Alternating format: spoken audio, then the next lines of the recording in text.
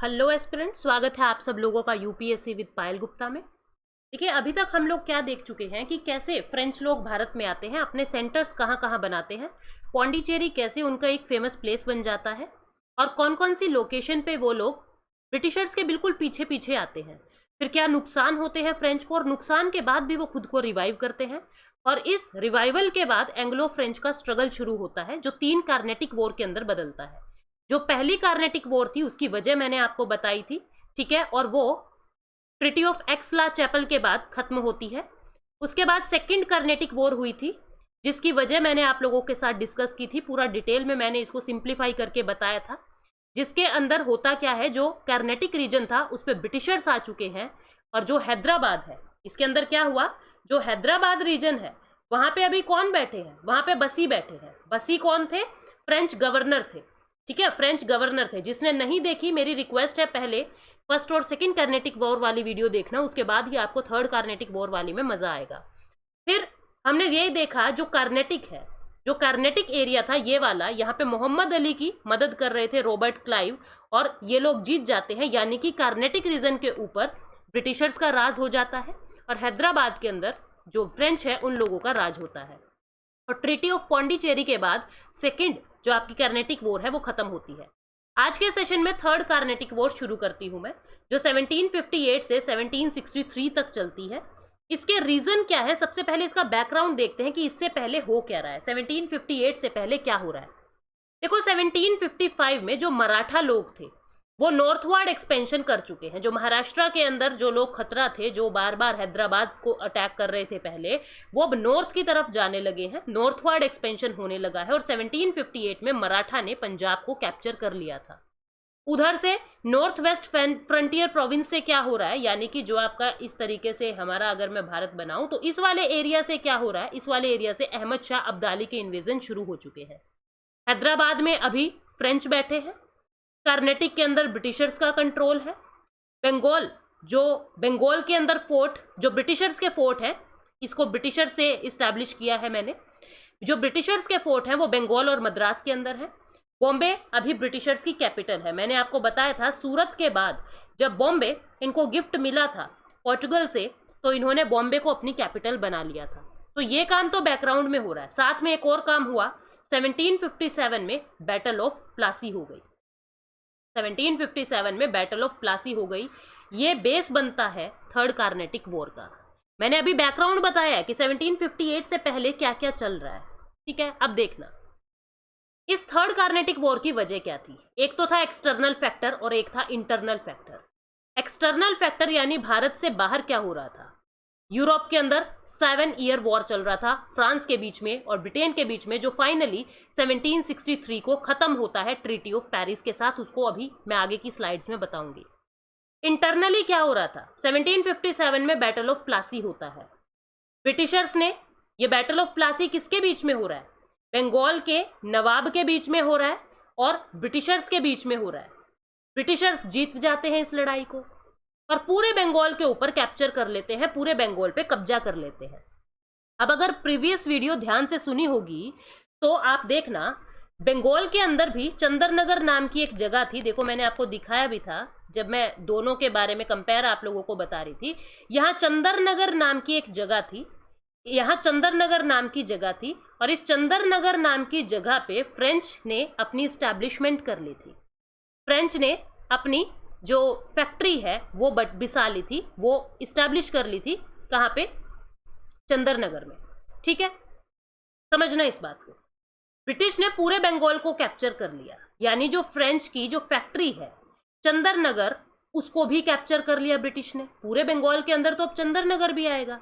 ये French capital नहीं है, ये फ्रेंच फैक्ट्री आएगा यहाँ पे। जो फ्रेंच फैक्ट्री थी चंदरनगर वाली, उसको भी ब्रिटिशर्स ने कैप्चर कर लिया। अब देखना आगे क्या होता है। 1758 में, जो उससे पहले डुप्लिक्स थे, डुप्लिक्स सेकेंड कार्नेटिक वॉर हार गए थे, जिसकी वजह से फ्रेंच को बहुत लॉस हुआ था और इस डुप्लिक्स को वापस बुला लिया था और इनकी जगह गोदेहू को भेज दिया था यहाँ पे। गोदेहू ने आके ब्रिटेन वालों के साथ कॉम्प्रोमाइज कर लिया था, ट्रीटी ऑफ पौंडीचेरी कर ली थी। लेकिन 1758 में गोदेहू को भी वापस बुला लिया और काउंट डी लैली ये अब फ्रेंच गवर्नर बन के भारत में आते हैं। और ब्रिटिश की तरफ से गवर्नर कौन है इस वक्त? सर आयर कूट, ये ब्रिटेन के गवर्नर है, और काउंट डी लैली ये फ्रेंच के गवर्नर है।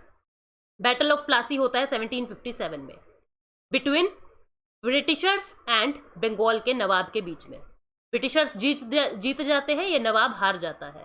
ब्रिटिशर्स ने पूरे बंगाल को कैप्चर कर लिया और जो फ्रेंच की चंदरनगर वाली फैक्ट्री थी उसको बंद करवा दिया। इस वजह से थर्ड कार्नेटिक वॉर हो गया। अब इन रिटेलिएशन क्या होता है, बदला लेने के लिए क्या होता है? एक जगह है कडालूर, कहाँ पे? पौंडीचेरी के पास। इसकी लोकेशन देखना, ये आपको पौंडीचेरी दिख रहा है जहां पे फ्रेंच की बहुत जबरदस्त स्टैब्लिशमेंट थी, और यहाँ पे आपको कडालूर दिख रहा है। कडालूर के अंदर देखो क्या है, एक मिनट गाइस, ये आपको पौंडीचेरी दिख रहा है, यहाँ पे फ्रेंच लोग बैठे हैं, और ये आपको कडालूर जगह दिख रही है जहां पे फोर्ट सेंट डेविड है।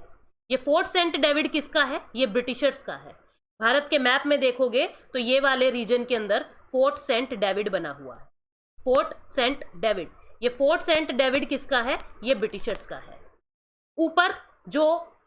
ऊपर जो जगह है, यहाँ पे एक और जगह आप लोग ध्यान रखना, मैं आपको थोड़ी देर के बाद बताती हूँ। खैर अभी आप ये याद रखें कि फोर्ट सेंट डेविड जो है ये किसका है? ये ब्रिटेन का है, और ये पौंडीचेरी बिल्कुल पास में फ्रेंच की स्टैब्लिशमेंट है, काफी स्ट्रॉन्ग होल्ड है फ्रेंच का यहाँ पे। देखना, कडालूर के अंदर जो ब्रिटेन का फोर्ट सेंट डेविड था, लैली ने इसको कैप्चर कर लिया बदले में, क्योंकि उन्होंने उसकी चंदरनगर वाली फैक्ट्री बंद करा दी। अब लैली क्यों पीछे रहे? लैली ने क्या किया, सेंट डेविड फोर्ट को कैप्चर कर लिया, और हैदराबाद के अंदर बसी बैठे थे, याद है ना? हैदराबाद के अंदर सेकंड कर्नेटिक वॉर में बसी बैठ गए थे। अब हैदराबाद से बसी को भी बुला लिया कि तू भी आ जा, हम लोग सेंट डेविड फोर्ट को कैप्चर करेंगे। ये भी आ गया। लड़ाई हो जाती है वांडीवोश के अंदर। कहाँ पे हो जाती है लड़ाई? वांडीवोश। देखना कहाँ पे है वांडीवोश, ये जो जगह है तमिलनाडु के अंदर, ये वांडीवोश है। और ये जो तंजौर है, ये वाला जो एरिया है तंजौर, इसको याद रखना, यहाँ पे डेन्स आएंगे, डैनिश लोग आएंगे, बाद में बताऊंगी मैं, अभी वांडीवोश को ध्यान रखो। देखो ये क्या है, ये निजाम की जो टेरिटरी थी, मतलब यहाँ से इस हैदराबाद वाले रीजन से बसी को बुला लिया। अब जब बसी आ जाता है तो ये वाला रीजन, जो हैदराबाद वाला रीजन था, ये भी कमजोर पड़ गया। अब ये जो एरिया था पूरा, ये कर्नेटिक है, ये ऑलरेडी ब्रिटेन के कब्जे में था, यहाँ पे ऑलरेडी ब्रिटेन का दबदबा है। अब इनके एरिया में आके इन्हीं की ही फैक्ट्री, इन्हीं के ही फोर्ट सेंट डेविड को लूट रहा है कौन? लैली, यानी फ्रेंच गवर्नर। गलती कर दी। ये जो जगह आप देख रहे हो, ये वांडीवोश नाम की जगह है तमिलनाडु में। यहाँ पे 1760 में दोनों की हो जाती है लड़ाई। किस किस की?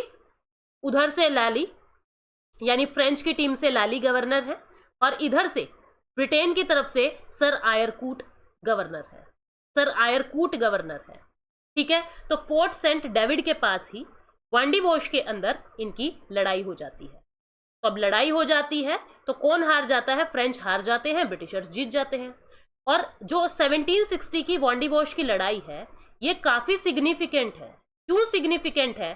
क्योंकि इस लड़ाई के बाद ही ब्रिटिशर्स के सारे जो भारत के अंदर राइवलरी थे, पोर्टुगीज को पहले ही हरा चुके हैं, डच को पहले ही हरा चुके हैं, सबसे पावरफुल फ्रेंच बचे हैं, फ्रेंच को भी अब बिल्कुल जड़ से सफाया कर दिया वांडीवोश की लड़ाई के बाद। लेकिन ऑन पेपर ये लड़ाई खत्म कब होती है? 1763 में, क्योंकि 1763 के अंदर जो यूरोप के अंदर 7 ईयर वॉर चल रहा था वो भी समाप्त हो गया। ट्रीटी ऑफ पेरिस होती है यूरोप में, और इस ट्रीटी ऑफ पेरिस के बाद भारत के अंदर भी थर्ड कार्नेटिक वॉर पूरी तरीके से खत्म हो जाती है। फ्रेंच का पूरी तरीके से भारत से सफाया हो जाता है। इस ट्रीटी के अकॉर्डिंग देखो क्या होता है, पौंडीचेरी या जितनी भी सेटलमेंट फ्रेंच की थी, ब्रिटेन ने वो सारी सेटलमेंट इंडिया में उनको लौटा दी, फ्रेंच को रिटर्न कर दी। लेकिन ये कह दिया कि आप अपनी सेटलमेंट को फोर्टिफाई नहीं कर सकते, यानी इनकी किलाबंदी नहीं कर सकते, और ना ही आप भारत के अंदर आर्मी बना सकते हो। इनको कोई सॉवरन राइट नहीं दिया, आप भारत के अंदर कोई जमीन नहीं अक्वायर कर सकते, आप सिर्फ ट्रेडिंग कंपनी बन के रहो, और ब्रिटिशर्स आपकी प्रोटेक्शन करेंगे, ब्रिटिशर्स की आपके प्रोटेक्टरेट होंगे। यानी अब फ्रेंच ब्रिटेन वालों के अंडर आ गए। डच को पहले हरा चुके हैं, पोर्टुगीज को पहले हरा चुके हैं, इनके साथ तो मैरिटल रिलेशंस भी हो गए हैं, इनकी रानी को ब्याह के ले आए हैं, ये दहेज दुहेज भी ले लिया है, अच्छी खातिरदारी हो रही है।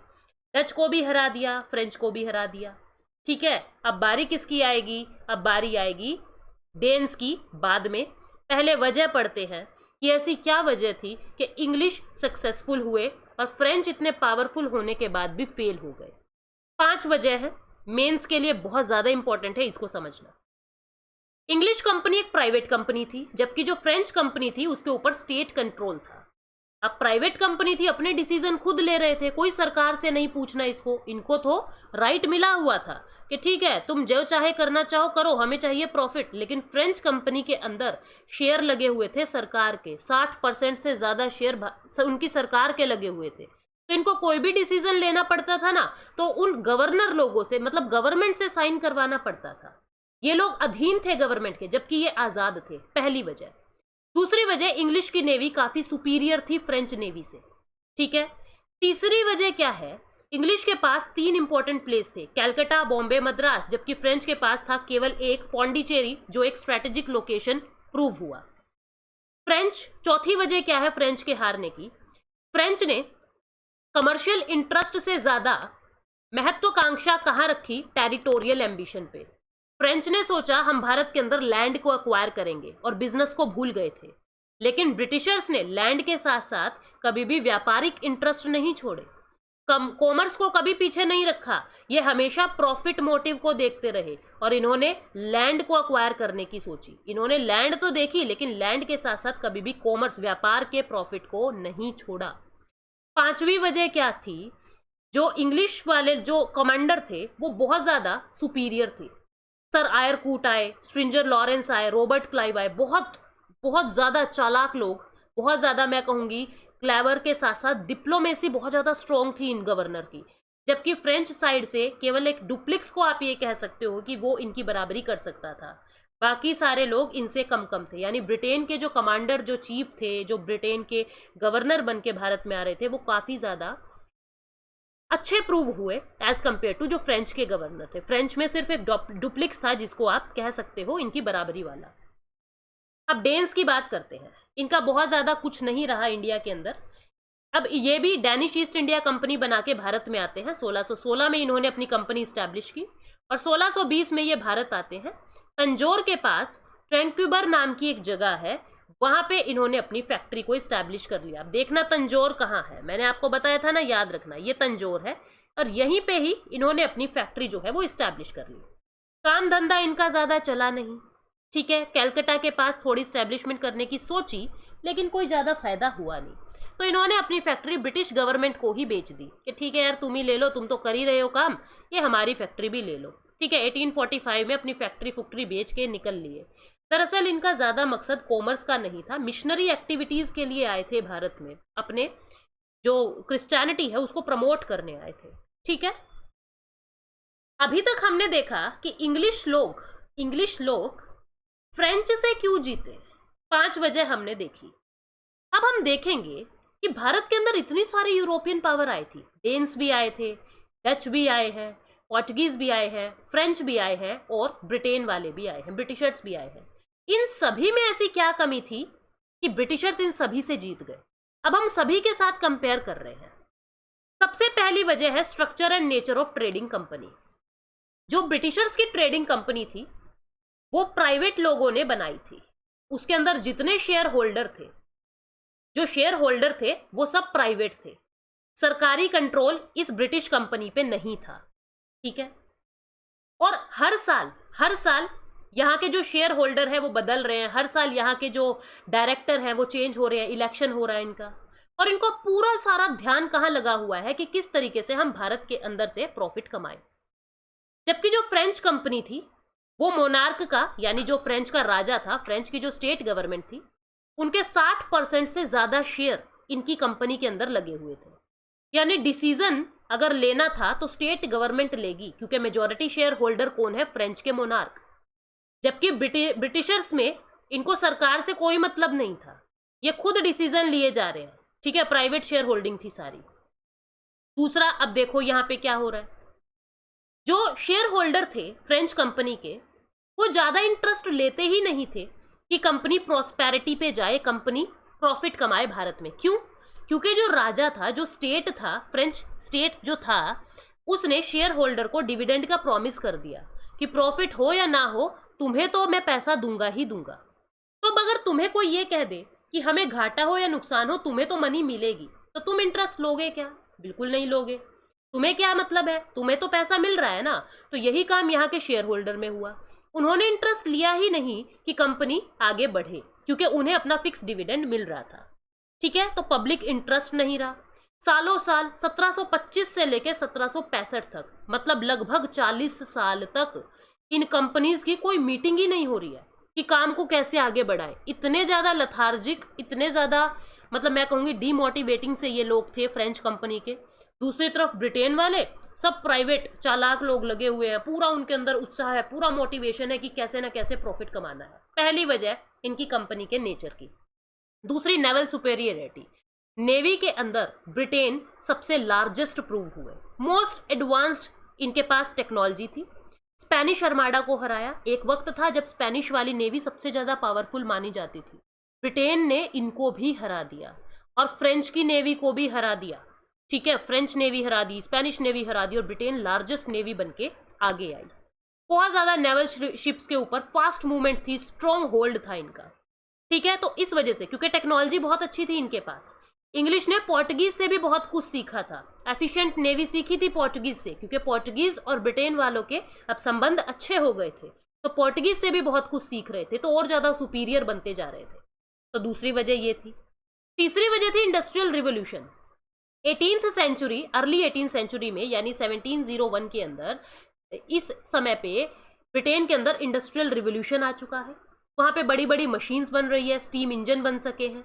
ठीक है, स्पिनिंग मशीन्स बन रही है, पावर लूम्स बन रहे हैं, बहुत सारी textile, metallurgy, steam power, agriculture, ये सब इंप्रूव हो रही है। टेक्नोलॉजी, साइंस ये बढ़ रही है वहाँ पे, जिसकी वजह से इंग्लैंड का all over world, all over Europe के ऊपर हेजेमनी यानी कि दबदबा बनता जा रहा है।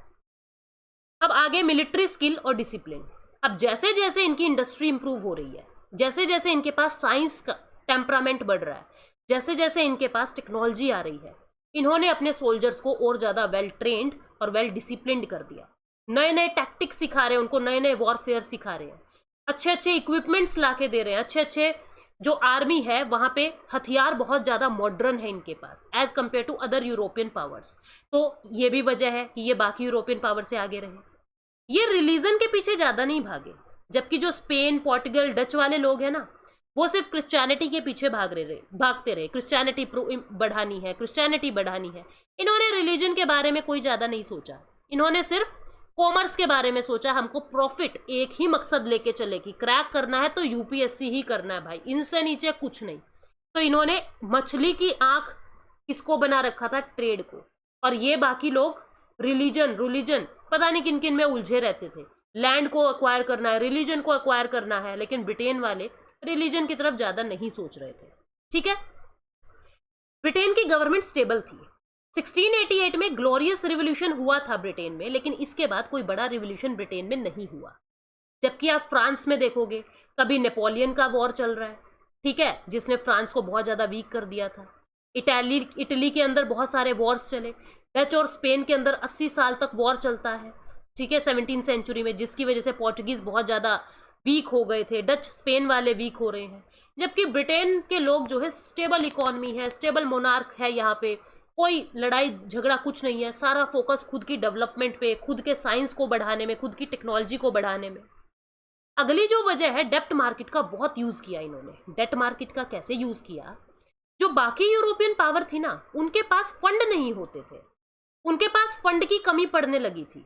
एक तो जितने ज्यादा वॉर लड़ेंगे ये, फंड तो कम हो गई, और ऊपर से हार रहे हैं। हारते थे तो इनका और ज्यादा लॉस होता था। ब्रिटेन ने क्या किया, शुरू से ही अपने फंड को स्ट्रॉन्ग बनाए रखा, पैसे को स्ट्रॉन्ग बनाए रखा।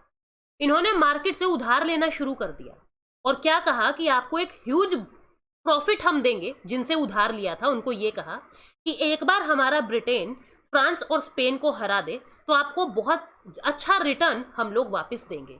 तो लोगों ने डेट देना शुरू कर दिया था ब्रिटेन को, तो इनके पास पैसे की कभी कमी हुई नहीं। तो जिस वजह से इन्होंने अपनी मिलिट्री के ऊपर खर्चा ज़्यादा किया, अच्छे अच्छे उनको हथियार लाके देते रहे, अच्छी अच्छी टेक्नोलॉजी उनको लाके देते रहे। नेवी के अंदर बहुत ज़्यादा इन्होंने स्पेंड किया, मिलिट्री पे बहुत ज़्यादा स्पेंड किया। ठीक है, ब्रिटेन की जगह जो फ्रांस था उसका एक्सपेंडिचर बहुत ज़्यादा बढ़ता जा रहा था। 1994 से 1812 तक मोनार्क जो रिवोल्यूशनरी गवर्नमेंट्स थी, सबकी वजह से फ्रांस के अंदर लॉस ही लॉस हुआ जा रहा था। यूरोप के अंदर भी फ्रांस हारता जा रहा था और भारत के अंदर भी हारता जा रहा था। सारा पैसा इनका खत्म होता जा रहा है। स्टेट से सारा पैसा आ रहा था तो स्टेट भी कंगाल होता जा रहा था, जबकि यहाँ पे प्राइवेट लोगों से उधार लेना शुरू कर दिया था इंग्लैंड वालों ने। तो पूरी स्ट्रैटेजी जो बना के आए थे ब्रिटेन वाले, बहुत जबरदस्त इनकी स्ट्रैटेजी थी। ठीक है, तो यहाँ पे आपका ये चैप्टर खत्म होता है। लेकिन एक बात बता दूं मैं आपको, आप अगर स्पेक्ट्रम पढ़ेंगे तो आपके दो बॉक्स हैं जिसके अंदर डुप्लिक्स की बातें हैं। एक तो डुप्लिक्स का पूरा चरित्र वर्णन किया हुआ है, कैसा था, क्या बैकग्राउंड था, और एक और बॉक्स है जिसके अंदर ट्रेड की बातें की गई है। इन दोनों बॉक्सेस को, हालांकि आपका चैप्टर कवर्ड है, लेकिन इन दोनों बॉक्सेस को भी हम छोड़ेंगे नहीं। इसको मैं नेक्स्ट वीडियो के अंदर कवर कर लूंगी। ठीक है गाइस, तो आप लोग प्लीज़ इन वीडियोस को शेयर कर दीजिए कीजिए अपने दोस्तों के साथ। लाइक करना अगर अच्छी लगे तो, बुरी लगे तो डिसलाइक भी कर सकते हो, लेकिन उसकी वजह बता देना कि क्या कमी लगी, ताकि मैं खुद को इम्प्रूव कर सकूं। और जो भी नए एस्पिरेंट्स मेरे साथ जुड़ रहे हैं वो यूपीएससी विद पायल गुप्ता, ये टेलीग्राम पे मेरा चैनल है, आप लोग यहाँ पे मुझसे जुड़ सकते हैं। मेरी बाकी चैनल पे, बहुत सारे चैनल्स पे मेरी और भी बहुत सारी क्लासेस हो रही हैं, आप उनको भी देख सकते हैं। Thank you so much guys, take care, bye bye.